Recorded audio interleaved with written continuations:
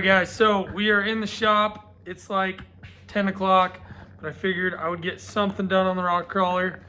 The plan for the weekend, before I build the back frame section and mount the upper links for the rear, I want to get the transmission and transfer case installed so then I can see where my pinion angle's at before I burn in that truss, because once it's burned in, it's on there for good. So I'm gonna get this transmission all, bolted up in there, get the T-case all assembled and swapped and bolted on to the transmission so then I can check my pinion angle, and then we can start building the back frame section and weld those upper link mounts onto the frame once that's in place.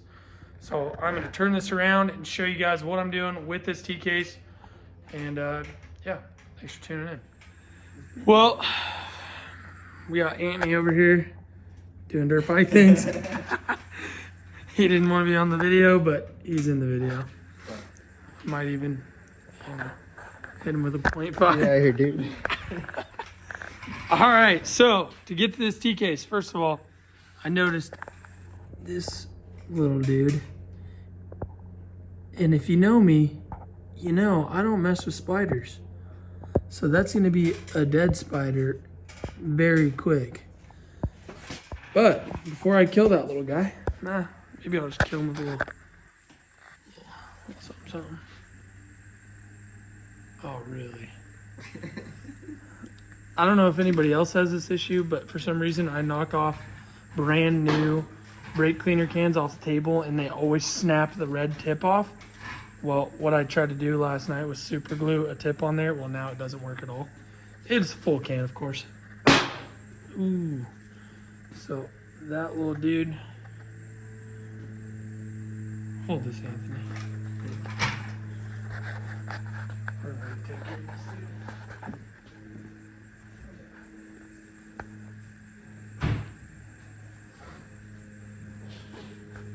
Ain't even that big.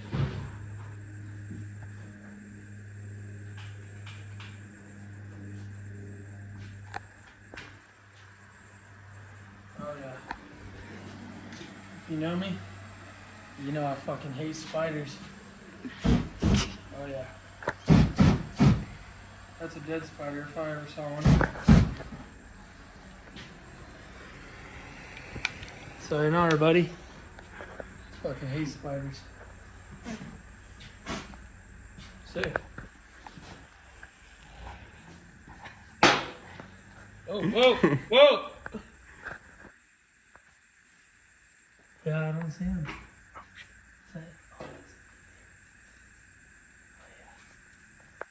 Oh yeah, he's a goner. You know what kind of spider that is? What? A dead one. Alright.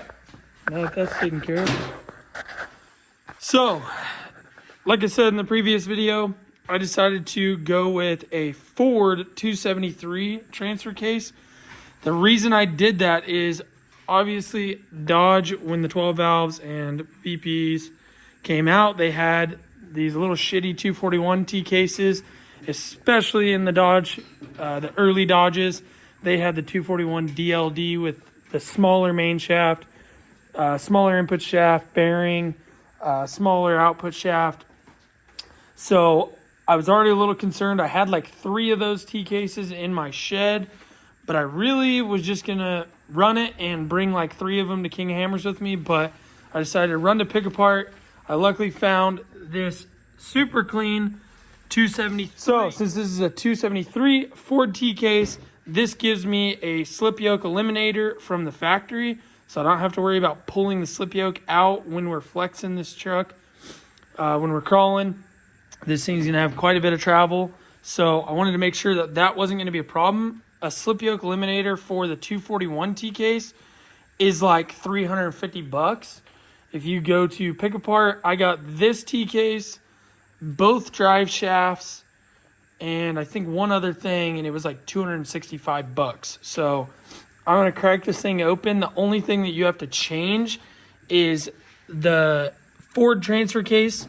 The Ford 5R110 uses, I think it's like a 29 spline or something else. But this input shaft needs to be swapped out to a Dodge 271 23 spline input shaft. So that's what I'm going to do in this video. I figured I might as well crack this thing open, see what the inside looks like, put new seals in it, put the new input shaft in it, so then I can bolt this Ford T-case onto my 47RH. And it's going to be pretty slick. And then to get rid of this electric shift actuator right here, I thought about trying to wire it up, but I started looking into the schematics and it was just way too much of a pain in the ass because it runs through a couple modules before it actually shifts. I figured it's $70 for, it comes with like a billet adapter plate right here with the manual arm that sticks out in the lever. So that just turns it into a 271 manual shift transfer case. So it's pretty easy to make these Ford T cases work in a Dodge platform. And I'll probably end up doing this on a couple other trucks that I own because now I know how to do it and it's just way cheaper. So, and this is a way better T case. So I'm going to get this thing, this camera mounted up and do it in like fast forward, not so much time lapse because that's a little bit too fast, but you'll get the gist of it. So.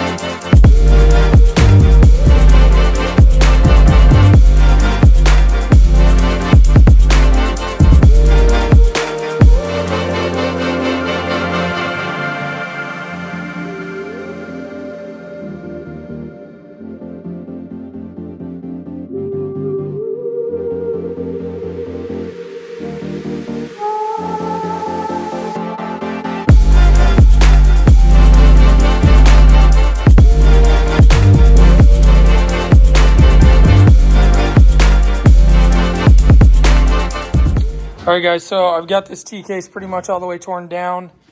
This is my first 273 or 271 style T-case I've ever torn apart. I've always had junky second gens, and that's what I had the luxury of learning on. So this is a first for me. Never watched any videos on tearing these apart, but it's pretty much the same exact thing as 241, just a couple different things, like this spring assembly on this slider for the selector is a little different. And everything looked good. The main shaft, that's the big difference. This main shaft on the 271 and 273, whether it's Ford or third gen Dodge, that shaft is about twice the diameter of a 241. Even the good ones, the 241 HDs that came in the later, 24 valves and like 98 12 valves. So once I pull this planetary gear set out, that is where the input shaft is at. This is actually the back of the input shaft. There's a little freeze plug in here. If you buy an input shaft, sometimes I've ran into a situation where that little bearing is not in there. And then also there's a freeze plug in there, a little expansion plug in the bottom. And if you don't put one in, most of the input shafts I've dealt with come with one in it, but sometimes they don't. And I messed up one time and didn't catch it. And guess what? It filled the transmission, the NV4500 with ATF, and was puking out of the breathers. It was actually old Anthony's dad's truck. So yeah, just make sure you don't miss that. If it doesn't have it, just knock the one that's out of your old input shaft and, clean it up, pop that bad baby in there with a little bit of like race retainer or, any anaerobic sealer around that expansion plug, and it'll be fine. So I'm going to go ahead and pull this out, clean this case up. Everything looked perfect. There was hardly any material on the magnet, which is awesome.